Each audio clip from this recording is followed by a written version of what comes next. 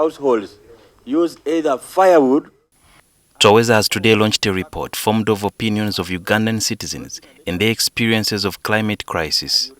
The research conducted last year shows that majority of the Ugandans believe that or have felt the impact of climate change that has translated to a shortfall in agricultural yields, a trigger to human diseases, which has made living become harder over the past 5 to 10 years.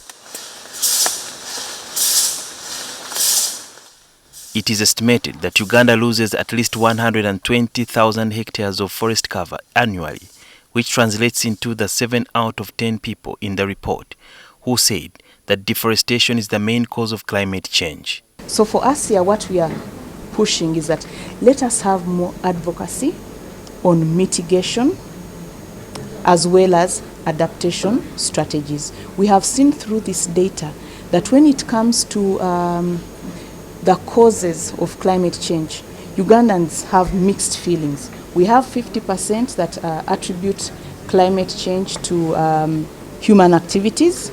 Then we have 60% that attribute climate change and its effects to natural causes, meaning that we have a sizable number of people that are not aware of the science around climate change. Also, the continued reliance on biomass, such as firewood and charcoal for cooking, continues to contribute to environmental degradation. Only 4% of Ugandans use gas or electric stove for cooking, according to the report. The government of Uganda was promoting the use of LPG, the gas. But the target I read was, I think they were targeting 1 million households. Currently, I think the recent census was mentioning that we have about 10 million households. Reports like this one have been released, but not much has been implemented on the side of government, with the legislators taking the share of the blame. In this Kampala here, there are several of you, even some are here, who have constructed in what? Wetlands. Today, if I point out on your name, you'll say I'm a bad man. And then you'll even say I'm a corrupt because I'm saying you are bad. And that is where we have reached as a country. The report also shows that more than 50% of the people believe that it is not too late to fix the problem of climate change. These are the views of guests on what needs to be done.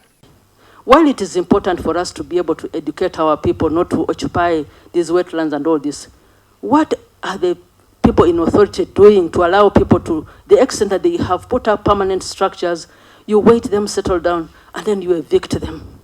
You are causing human suffering. So we find ourselves that we are giving away the natural forests, but we are promoting tree planting vis-a-vis tree growing, but at the same time when we are losing our natural forest cover. Us who have been advocating that people grow trees for charcoal, and now the trees for charcoal are ready, and then you say no more cutting. We are trying to tell our farmers to get improved breeds because the studies show that improved breeds and improved feeding reduces the amount of methane emitted by from livestock.